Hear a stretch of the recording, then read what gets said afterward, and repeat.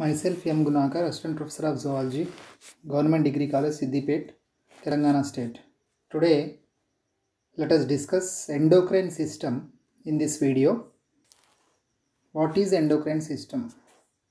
Endocrine system is nothing but it is an organ system formed by endocrine glands.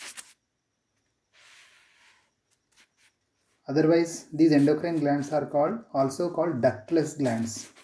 Why they are called ductless glands? Because the secretions of these endocrine glands, they do not pass through the ducts. Ducts are nothing but tubes. Tubes generally present in other glands, which are exocrine glands, whereas these endocrine glands that doesn't possess any ducts. That's why these endocrine glands are also called ductless glands. Study of endocrine glands and their secretions is called as endocrinology. The word endocrinology is derived from two Greek words where endo means within, crinin means to secrete. That means the secretions of these endocrine glands are present or they are secreted from within the body and they are used up completely. And the specialist doctor who treats the diseases caused by the malfunction of endocrine glands is known as endocrinologist. He will deal with all the diseases, all the deformities or all the malfunctions that are caused by the endocrine glands will be treated by him. And the secretions of endocrine glands are called hormones. The word hormone is also derived from Greek word where hormin means to excite. Means these hormones are some chemical substances which excite or which elicit some function from the other parts of the body. These hormones are released into the circulating fluids like blood and lymph to reach their target organs. Target organs are those organs on which the hormones they function. How to define hormones? Hormones can be defined as they are long distance signaling substances of the body. They are biochemical integrators and coordinators. Thus, they supplement the activity of nervous system. In living organisms, various activities are performed by cells, tissues and organ systems in the body are well coordinated by the interplay of different types of communication systems. There are many communication systems in the body. One of them is neural, that means nervous system. Two, endocrine system. Third one is neuroendocrine system. This neuroendocrine system is generally present in some invertebrates. Then paracrine system and autocrine system and so on and so forth. Today in this video we shall discuss, we limit our discussion to the endocrine system only.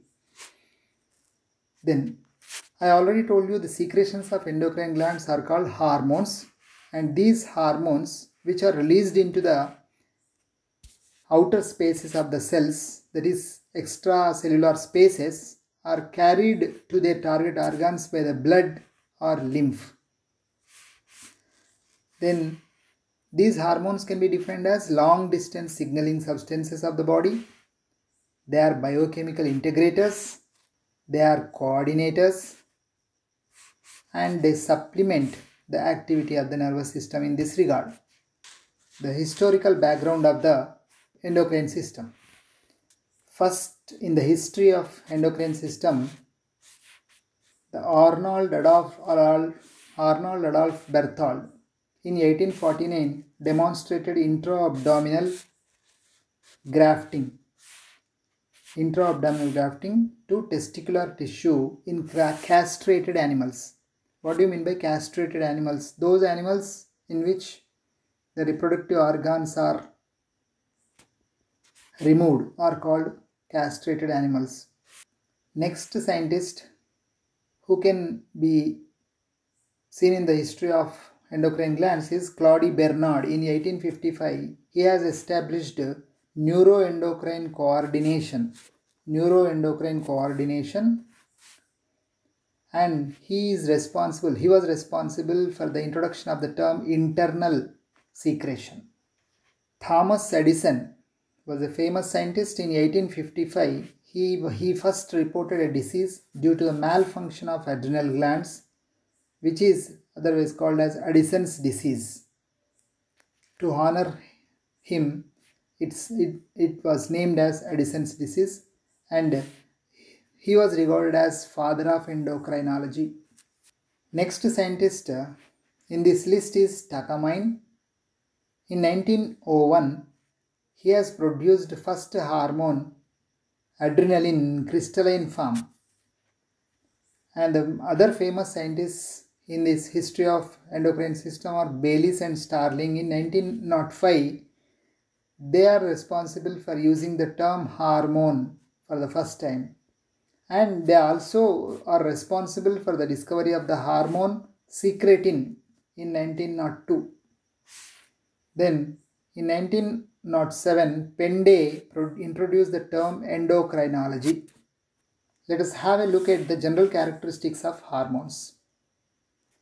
Hormones are chemical substances secreted into the body fluids by a cell or a group of cells which are present in the endocrine glands, and they show a physiological control on other cells or organs of the body, and these organs or cells on which the hormones act are called as target cells or target tissue or target organs. The function of hormone may be local or general in nature. What do you mean by that? That means local, the action of hormone is local, means the hormone functions on a particular organ or an organ system. For example, adrenocorticotropic hormone secreted by the anterior pituitary works on adrenal cortex only, but whereas some hormones are general in nature, like for example growth hormone, which is also secreted by the anterior pituitary gland, whose effect is on total body. That means its function is general in nature. Then hormones work as specific chemical signals, and their production is in a controlled pattern. They are produced in small quantities. Though they are produced in small quantities, their effect is very tremendous. And what is the main thing is they completely used up. They are not left over in the metabolic activities. Though they are in smaller amounts, small quantities, they are completely used up and their effects are tremendous, and they are only short-lived. That means their lifespan is very small. They have low molecular weight. Hence, they can easily pass through the blood capillaries. They are non-antigenic. What does it mean? That means when they are produced and they start action on their target organs, they cannot elicit the production of antibodies. The body cannot produce antibodies against these hormones. That means they cannot elicit the antibodies, thus they are called non-antigenic. Chemically, they may be proteins, or they may be polypeptides, or they may be amines, that means derived from amino acids, and some of them they may be steroids or lipids. The deficiency of these hormones or production of excess quantities may result in striking metabolic disturbances. Sometimes they are maybe result in some diseases. Their action is very, very specific and universal. What do you mean by that? Their action is specific means they do not act on other organs which are specified otherwise. That means, for example, if you just now I told you the adrenocorticotropic hormone, which is specific in its action, its action is only on adrenal cortex. That means it is specific. So all the hormones are mostly specific in their action, and their action is universal. That means in all animals, a particular hormone functions in a same way. That means in a universal way. Then some hormones work quickly to start or stop a process, whereas some others, they work over a long period of time. They help in body growth, they help in development, they help in metabolic activities, they also help in sexual functions and reproduction, etc. Almost all the functions of the body are regulated in some way or the other way by the hormones.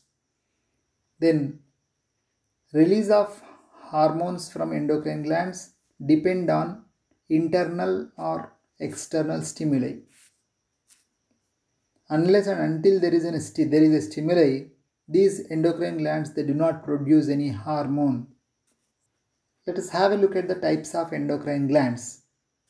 Generally, there are 5 types of endocrine glands are present in the body based on the position or based on their location. Endocrine glands are 5 types. First type is cranial or cephalic, means they are present in the head region or brain region. You can see here the brain. This is the human brain where you can see 2 types of organs, 2 types of endocrine glands, pituitary and as well as pineal. Here you can see small pineal gland is present here. So here is the pituitary gland. This is the pituitary gland and here is the pineal gland. So these 2 glands are present in the head region or near to the brain, or the brain which is located in the cranium. Hence they are called as cranial glands or cephalic glands. The word cephalic refers to the head region. Second type is cervical. Cervical means the glands which are present in the neck region. Thyroid and parathyroid glands, they come under this category. Then next one is thoracic glands. Thoracic means in the chest region. Thymus gland is present in the chest region near the heart. Then abdominal glands in the abdomen region. In this abdomen, pancreas is the main gland. Of course, this pancreas is a special gland which is also functions as exocrine and as well as endocrine glands. It is a dual gland. It is a mixed gland. Then gonadial glands. Fifth type is gonadial glands, where the testis, though they are primarily the reproductive organs, male reproductive organs, and ovaries are female reproductive organs. Their primary function is production of gametes, but they are secondarily, they function as endocrine glands by releasing hormones. So they also come under endocrine glands. So based on their position, these testis and testis in the males and ovaries in the females, they come under gonadial glands. So totally there are 5 types of endocrine glands based on the position or location. Number 1, cranial or cephalic. Number 2, cervical. Number 3, thoracic. Number 4, abdominal. Number 5, gonadial. Types of hormones. See, chemically, I have told you earlier, as I explained earlier, hormones are of 3 types chemically. They are protein hormones or peptide hormones. Protein hormones are different from peptide hormones, though they are categorized under one type. They are different. So protein hormones are those hormones, they are formed by 50 or more amino acids. Best examples are insulin, thyroid stimulating hormone, like that. So if in a hormone where the main chemical nature is protein, then there should be more than 50 or more than 50 amino acids should be present. Then only it is called protein hormone. If they are formed by less than 50 amino acids, then they are simply called as peptide hormones. Only the two differences, only one difference. If the number of amino acids is 50 or more than 50, they are called as protein hormones. If the number of amino acids the hormone is formed is below 50 amino acids, then it is called peptide hormones.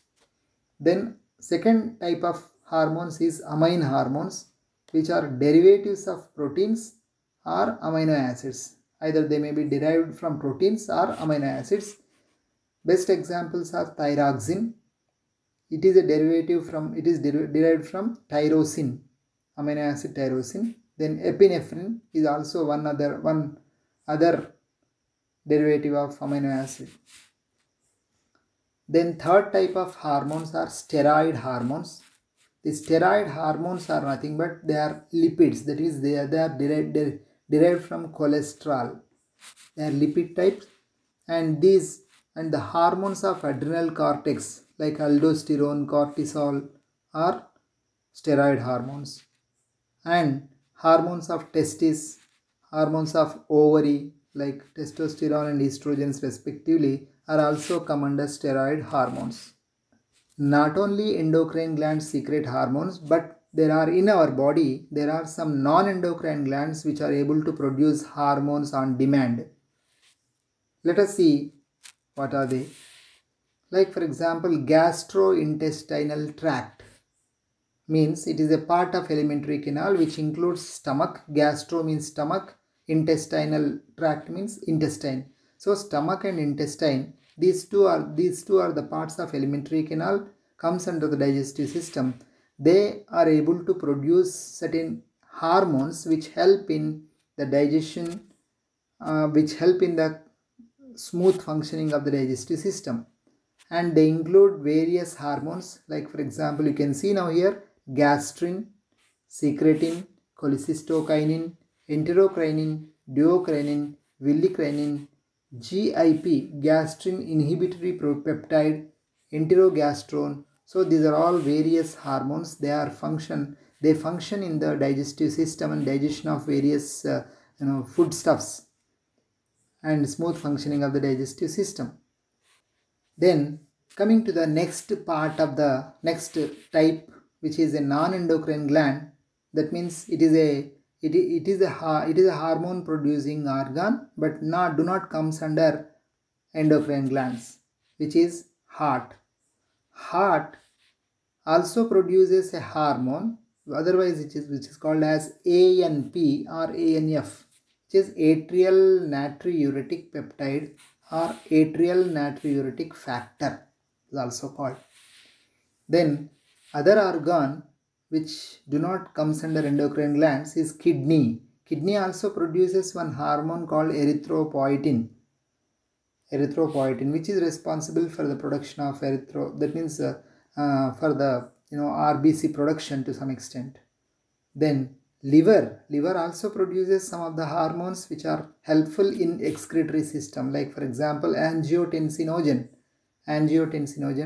Then there is a hormone which is produced by the liver that helps in blood clotting, thrombopoietin.